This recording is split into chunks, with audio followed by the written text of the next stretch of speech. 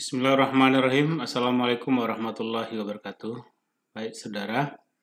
Dari video tentang pengembangan bisnis, ternyata di beberapa forum atau di beberapa chatting yang muncul sudah banyak pertanyaan. Misalnya ini pertanyaan dari saudara Devri Yanri.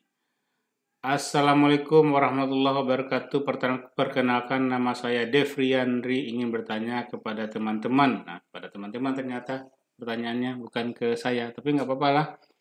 Kita jawab juga ya.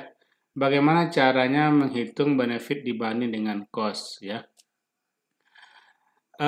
Cara menghitungnya ya kita estimasi penjualan, kita estimasi biaya ya. Penjualannya kita perkirakan berapa kira-kira penjualan, dimulai dari pasar, siapa pasarnya, kemudian berapa kira-kira penjualannya per harian, per mingguan, per bulanan. Lalu kemudian kita totalkan dalam satu bulan itu berapa penerimaan kita, berapa pengeluaran kita. Pengeluaran kita itu dalam bentuk uang keluar atau uang keluar ya, biaya-biaya yang atau beban-beban yang diperkenankan dalam bisnis, misalnya biaya gaji, biaya tenaga kerja.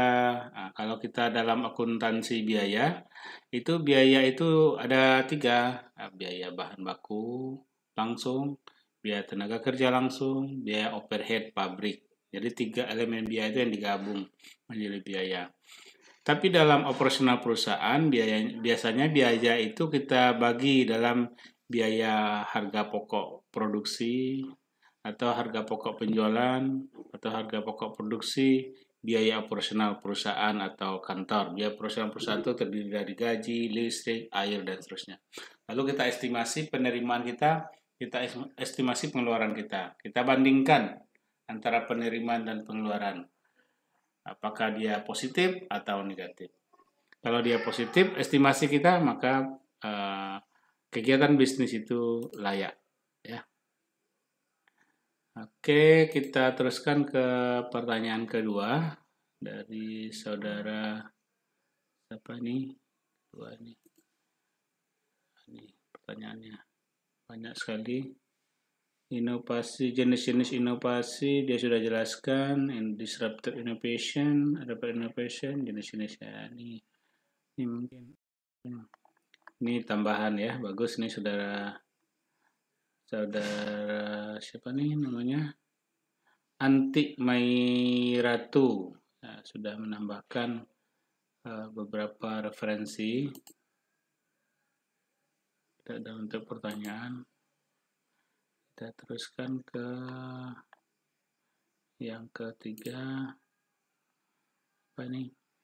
Assalamualaikum Pak, perkenalkan saya Fadli Muhammad Yulsa dengan NIM 2018 di Prodi Pendidikan Bahasa Inggris. Saya ingin bertanya tentang yang terdapat pada pembelajaran tadi yang pada bagian finansial. Di situ katanya benefit cost ratio. Kalau boleh tahu itu maksudnya gimana Pak? Saya kurang paham pada bagian itu dan maksud dari kata itu. Oke, tadi saya sudah jelaskan pertanyaan Devri, benefit cost ratio itu adalah perbandingan antara penerimaan dan pengeluaran. Oke, coba kita dari atas ya. Dari atas. Ini banyak sekali, sudah ada diskusi panjang. Nama saya ini sudah panjang. Coba kita lihat terakhir. Pertanyaan terakhir. Assalamualaikum, perkenalkan nama saya Alhi Babur Rahman. Saya ingin bertanya Pak, kalau ada yang sebut seorang peniru, tapi peniru tersebut tidak berniat mempunyai niat untuk meniru Pak, dan orang di situ merasa dirugikan. Orang yang ditiru merasa rugi Pak. Apakah peniru yang pernah niat meniru bahkan tidak tahu kalau produk yang dibuat sama dengan orang tersebut akan terkena sanksi hukum? Ya, kalau seandainya ada orang yang merasa dirugikan atas orang lain, maka dia bisa meminta pengadilan atau hakim untuk menegakkan keadilan ya. Itu deliknya, delik aduan. Jadi kalau ada orang yang meniru produk orang lain, dan orang lain itu merasa dirugikan, maka dia bisa mengadukan ke proses hukum, apakah uh, meminta keadilan dari proses hukum.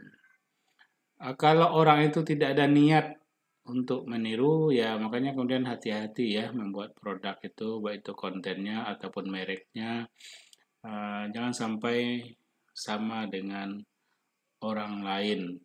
Kalau menirunya untuk komersil ya, tapi kalau menirunya untuk belajar, saya kira nggak apa-apa awal-awalnya ya. Tapi kemudian kita harus perbaiki terus. Tapi untuk dikomersilkan, memang akan bermasalah ya. Aspek kelayakan bisnis. Nah, coba kita lihat nih apa pertanyaannya nih.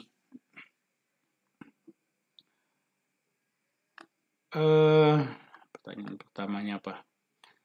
Pak, Assalamualaikum Pak, saya Zulkifli di Prodi Pendidikan Fisika. Setelah saya menonton video Bapak, saya ingin bertanya Pak, apakah ada bisnis jika dilihat dari aspek ekonomi nasionalnya sudah layak dan bisnis itu dimulai dengan modal yang kecil Pak? Kira-kira ada tidak Pak?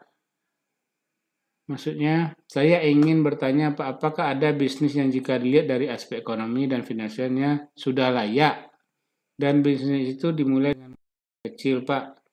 Kira-kira ada tidak Pak? Mohon jawab Pak. Maksudnya apa ya? Apakah ada bisnis yang jika dilihat dari aspek ekonomi dan finansialnya sudah layak atau tidak layak? Kalau sudah layak kan berarti dia jalan ya. Ya, kalau walaupun dia dari kecil, tapi kemudian punya prospek pasar yang bagus, maka dia tentu bisa bisnis itu bisa jalan dengan baik. Ya, jika kecil benar tidak.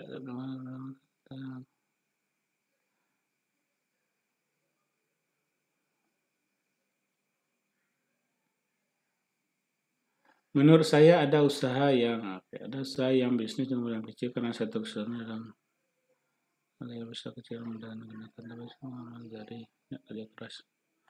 Ya bagus. Menurutku saya gunakan yang kecil saja ya mulai dari yang kecil ya. Oke. Kita teruskan ke pertanyaan selanjutnya. Masih kelayakan pengembangan bisnis. Kita lihat yang pengembangan bisnis. Perkenalkan, nama saya Putri Ulandari, Prodi Teknik Elektroindustri. Baiklah teman-teman yang saya mau bertanya, bagaimana cara mengatasi pengembangan bisnis tersebut dengan break even point? Karena saya kurang paham tentang itu. Kan kepada teman-teman saya jelaskan. Break even point itu tingkat bisnis yang dihitung berapa tingkat pulang pokoknya. Ya, break even point itu dihitung. Nanti kita coba lihat nih.